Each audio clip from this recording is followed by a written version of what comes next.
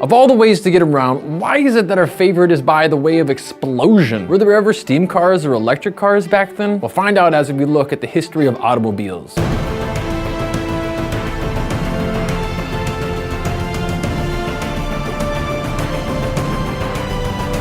Hello dear friends of the horseless carriage, my name is Brett and welcome to It's History. So in a time not so long ago, only 140 years actually, 1875, though the exact year is debatable, the first cast-powered car, a bulky behemoth built by Siegfried Marcus, appeared. This prototype has been preserved and can still be seen at the Technical Museum of Vienna, but you can't drive it because it's no longer working. But even in its heyday, it wasn't the easiest of machines to maneuver. Its hand-operated clutch had to be continuously operated with one hand, while the other performed a juggling act between steering the car with the crank and regulating the fuel mixture with another knob. No wonder in 1875 isn't considered the birthday of the car, but 1886. It was then that Carl Benz introduced his motor car to the public in Mannheim. In 1888, he went into serious production. It took him 3 years of hard work to persuade everyone that his invention was suitable for everyday life. But his wife, Bertha Benz, should have the greater glory, for not only did she finance all of his research, but in 1888, she achieved the first big cross-country trip by car, from Mannheim to Pforzheim and back. Each way was a little more than 60 miles. Today, this way mainly follows the Autobahn, and on a good day would take about an hour. But in her time, Mrs. Benz meandered around nice, winding landscapes, and she needed 2 days to do it. Well, along with everything else, she had a lot to do, because the car was a lot of work. The chain ripped, the brake pads broke, the pipes clogged up, and of course, problems with the starter. She was able to fix the pipe with the help of the needle that she had carried in her hat. And the cable from the starter, well, she isolated with her garter. What else? Refueling. For this, she used a cleaning solution that contained gasoline. Sounds more like a nightmare ride, but she proved that you could trust a Benz to take you out of the city. Because that was the big question. What do you do outside a city on unpaved roads without people around in the area to help you? By the way, since 2008, there are now signposts that marked her journey. And because the way that she drove has become so historical, it was chosen 2 years ago as the test track for Mercedes-Benz's self-driving car. And this ride did not go that smooth either. One time the computer for the self-driven car got confused by a garbage truck passing by, and another by a car that just so happened to be parked in the middle of the road and needed some human help. But nonetheless, the computer alone did almost all of the driving. Universities have been researching for quite some time now about autonomous driving, along with information giant Google. But let's stay a little longer with those cars that needed winches and hand power to move. So why didn't everyone pounce on this new invention like a hungry wolf on a new breed of juicy sheep? Why was it that Mrs. Benz had to demonstrate that she could drive the thing alone? It's simple. There was already established competition. The motor car had to contend with others like electric vehicles and steam carriages and even hydrogen-powered cars. Yes, the electric car is significantly older than the gasoline engine. Since the end of the 18th century, inventors had been tinkering with wagons in the search of ways to power them without the use of animals. Now, horses, though they are nice, needed lots of care, food,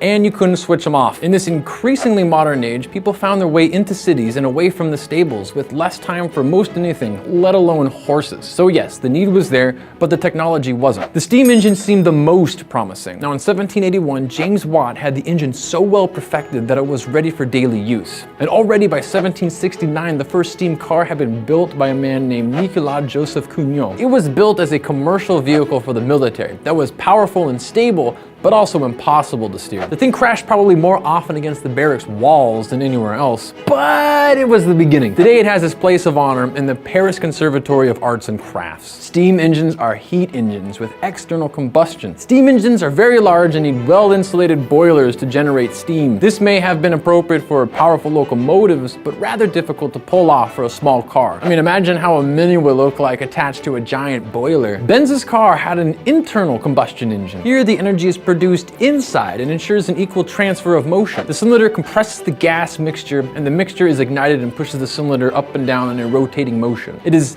efficient, but far more complex than the steam engine, which is why it didn't take on so quickly. It was already invented in the early 19th century. Exactly when and by whom is hard to say. A glory many inventors claim for themselves. A good bet is the likely candidate Nicephore Niepce. He built in 1806 a boat that was propelled by an internal combustion engine. The engine went by the poetic name Pure Leophore. In 1807, the Swiss François Isaac de Rivaz introduced an internal combustion engine that could be powered powered with hydrogen. Now, hydrogen cars are therefore not a new invention either. And the problem with hydrogen was then as it is now. It's not so hard to break down, and if something does go wrong, well, let's just hope you're not within a mile of the thing. Herman Jacobi built the first electric motor in 1834. With the electric motor, nothing must be burnt nor any controlled explosions. He used electricity to generate the phenomenon of a magnetic field. With this magnetic field, he was able to rotate an axle over a static magnet. The advantages? The engine needed very few parts and didn't even require physical contact with each other, which would otherwise lead to loss due to friction. The whole complex transferring mechanism, which is necessary for the combustion engine, is eliminated. Connect the electromotor to the axis current and bam, done. More power, the faster you go. Less, and you go slower. Problem: where does the power come from? An electric car doesn't need fuel, but it needs batteries. The first electric car was not long in coming. It was built by Scottish chemist Robert Davidson in 1837. Rechargeable batteries were not available until 1859, thanks to an invention by Gaston Planté. But just as the electric car was built in 1880, so too was the first truly mobile car built with internal combustion engines. The fact that the latter had prevailed was probably a combination of many factors. Oil and its derivatives were cheap. Fuel in delightful bottles instead of weird little electrical boxes with dangerous looking connections were probably easier to accept by people of the time. And soon electric motors became outclassed, at least temporarily in terms of performance, with the developments of Daimler and Maybach's 4-stroke engine. Gasoline and diesel, which was at first only used for agriculture, won the race. By the beginning of the 20th century, the automobile became a mass product, and the world began to change completely. Roads were converted and rebuilt, and new rules for traffic were invented. The once safe and sure jobs that depended on horses disappeared, while other industries began to develop with the automobile, mostly the war industry.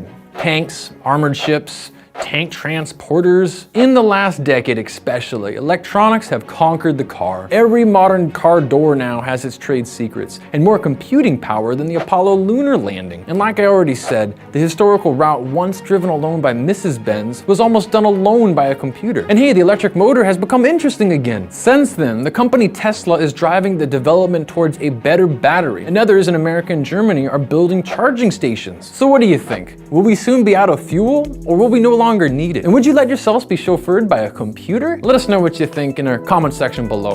And hey, if you missed any of the other technologies and inventions that came out of the Industrial Revolution, check out our playlist over here. All right, well, I'll see you until next season. Bye-bye.